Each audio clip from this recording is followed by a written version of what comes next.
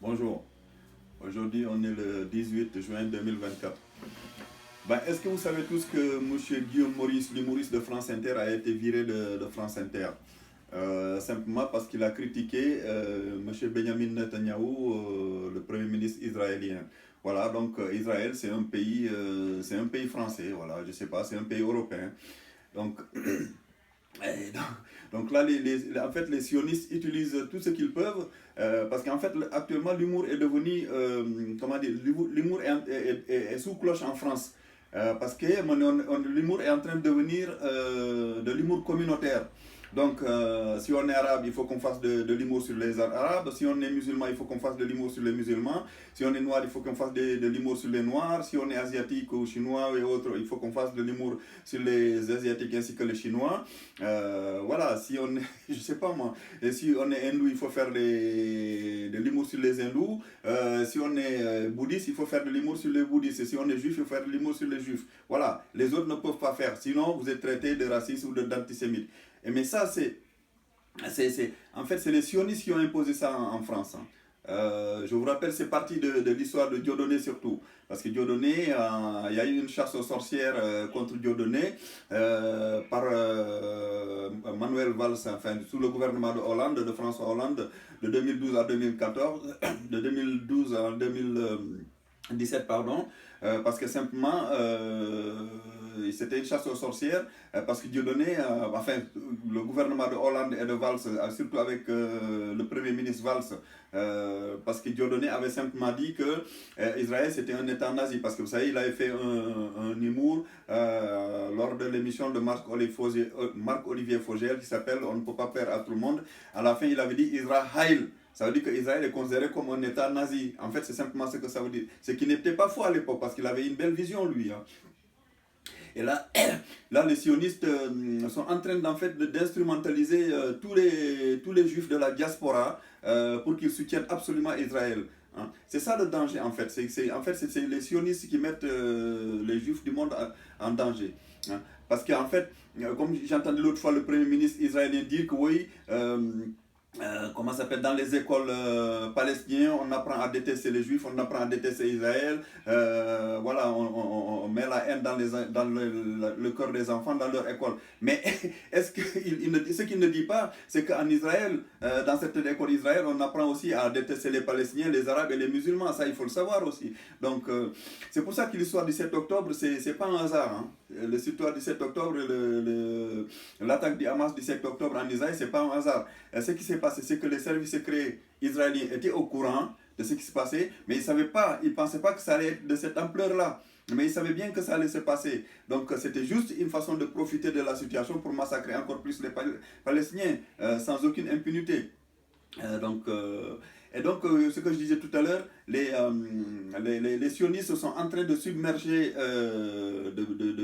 d'instrumentaliser les juifs de la diaspora en leur disant que voilà, si vous êtes juif et que vous ne soutenez pas Israël, vous n'êtes pas un bon juif, vous ne respectez pas le judaïsme, donc vous êtes un juif haineux, vous êtes un juif rancunier, voilà, vous avez la haine de vous-même. Mais non, il y a des juifs qui sont de bonne volonté, qui ne veulent rien avoir avec le sionisme. Mais bon, mais si vous n'êtes pas sioniste, donc voilà, on vous traite de juifs honteux, de juifs traîtres, de juifs haineux, de juifs qui se détestent. Non, c'est pas vrai. C'est pas vrai. Donc, si on. Mais les juifs qui se détestent pas, donc c'est des gens comme Meir Habib. Hein? Le Meir Habib, vous savez, le type qui a, le monsieur qui est à l'Assemblée nationale, là, le député des Français de l'étranger. Lui, il est surtout élu en Israël par les sionistes qui sont là-bas. Hein. Beaucoup de sionistes et des juifs, aussi d'autres juifs sionistes qui sont en Turquie. Parce qu'il n'est pas élu en France en fait. Mais ce monsieur, il faut savoir il était du Bétar. Hein, et le Bétar, c'est une organisation extrémiste qui a provoqué beaucoup de bagarres en France. Et ben voilà, lui, il a rien risqué hein, avec toutes ces bagarres qu'il a provoquées avec son groupe du Bétar. Alors qu'un monsieur comme Kémy Seba, vous savez, Kémy Seba, c'était le chef du groupe qui s'appelait jusqu'en 2007 à peu près, enfin non, avant 2007, sous la présidence Chirac, à l'époque, Nicolas Sarkozy était ministre de l'Intérieur, son groupe s'appelait Tribuca, donc et Kémy Seba était le chef du Tribuca. Et la Tribuca a été faire une bagarre avec un groupe de juifs, je pense que c'est la LDJ, la Ligue de défense juive, ils ont été se bagarrer avec eux dans un quartier de Paris, et comme c'est la tribu K de Kémy Séba qui avait eu le dessus, le gouvernement de Chirac, surtout son premier ministre Nicolas Sarkozy, avait traité Kémy Séba d'antisémite, et il l'avait même condamné, et ils avaient dissous la tribu K. Par contre, voilà, M. Meir Habib qui a fait des provocations et des bagarres en France. Voilà, lui, il est élu à la députation française, et personne ne dit rien. Donc voilà. Donc ça veut dire qu'Israël, c'est un pays français, je ne comprends pas. Est-ce qu'Israël, c'est un pays européen, c'est un pays américain, hein? Mais Israël, ce n'est que le poste avancé de l'impérialisme dans les pays arabes, hein, dans le monde arabe. Moi, je ne dis pas qu'il faut qu'Israël disparaisse, mais il faut quand même qu'Israël comprenne que s'il veut rester là en paix, il faudrait qu'il arrête de massacrer les Palestiniens, surtout.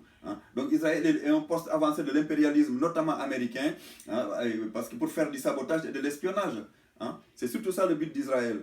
Et donc, tous les juifs qui sont non sionistes, qui sont épris de justice, ne devraient pas suivre cet état-là, parce que c'est un état, j'ai toujours rappelé que c'est un état criminel, génocidaire. Voilà, l'idéologie sioniste, c'est une idéologie nationaliste, fanatique, raciste, de haine, et qui prône la pureté de la race, hein, autant que les nazis. Voilà, donc il n'y a aucune différence entre eux et les nazis. Et donc, là, je pense qu'il faut que les juifs de bonne volonté, les juifs antisionistes se montrent, parce qu'actuellement, on ne voit que les juifs sionistes qui polluent les plateaux de télé, qui nous parlent de tout et n'importe quoi, mais ils ne disent jamais les choses comme il faut. On vous dit que c'est antisémite, mais antisémite, c'est quoi? C'est quoi être antisémite? On va vous dire, oui, c'est détester les juifs, mais c'est quoi un juif? C'est ça le problème. Donc, il vous raconte tout ça. Bon, effectivement, les quelques cons, les quelques individus imbéciles qui font des tags antisémites, c'est des idiots qui n'ont rien compris. Tous les juifs ne sont pas à mettre dans le même sac. Mais ça, c'est ce qu'on appelle du racisme de supériorité. Parce qu'il y a le racisme d'infériorité et le racisme de supériorité. Ces gens qui font ça là, ils font une forme de racisme d'infériorité. Ils expliquent que tous les juifs sont des salauds, sont pro-sionistes, et donc il faut les détester. Et le racisme d'infériorité, c'est de dire que voilà, l'autre, je le déteste, c'est parce qu'il est du Nord. Par exemple, les Européens, ils détestent les Africains parce que c'est ce qu'on appelle un racisme d'infériorité, parce que tu méprises l'autre, parce qu'il estime qu'il est au-dessous de toi.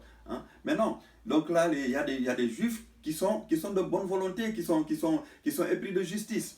Et donc ça, ce racisme-là, il faudrait le changer. Donc l'antisémitisme, c'est une forme de racisme, ce n'est pas autre chose.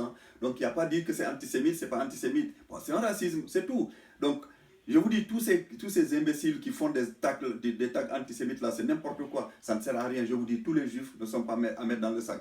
D'ailleurs, ce qui se passe, c'est que c'est la bourgeoisie sioniste, c'est la bourgeoisie juive sioniste qui utilise en fait les juifs de la diaspora pour leur faire peur, pour dire que voilà, si vous n'aimez pas Israël, si vous ne soutenez pas Israël, vous n'êtes pas de bons juifs. Voilà, c'est ça en fait, c'est la bourgeoisie juive qui fait ça. Tout en sachant que cette bourgeoisie juive, en fait, bourgeoisie sioniste juive, elle s'en fout des juifs. Elle les utilise simplement, elle les instrumentalise pour leur faire croire n'importe quoi. Parce qu'il y a même des juifs qui ne savent même pas ce qui se passe en Israël. On leur dit, voilà, si tu ne soutiens pas Israël, tu n'es pas un bon juif. Mais c'est quoi ça? Mais Israël, c'est un pays étranger à la France, c'est tout. Après qu'il y ait des juifs franco-israéliens, je suis d'accord. Mais c'est comme s'il y avait des franco-sénégalais et qu'on critique le Sénégal. Est-ce qu'on ne serait pas africain pour autant, on ne serait pas d'origine africaine pour autant, ou on serait franco-camerounais et si on critiquait le Cameroun? Est-ce que ça ferait des histoires autant? Ou bien si on est franco-coréen et qu'on critique la Corée, est-ce que ça ferait des histoires autant? Non. Non, on n'irait pas dire c'est du racisme anti-coréen si on critique la Corée. Donc le fait de dire que parce qu'on critique Israël, on critique le sionisme, le nazisme israélien, la colonisation israélienne, non, on est antisémite. Mais c'est n'importe quoi, ça ne tient pas debout. Donc n'écoutez pas cette bourgeoisie juive qui vous manipule, qui vous utilise, qui vous instrumentalise, vous les juifs de bonne volonté. Sortez dans les rues et montrez-vous et dites que vous êtes antisioniste, à fond antisioniste. Voilà, il n'y a que ça qui peut amener la paix dans ce coin-là. Merci beaucoup.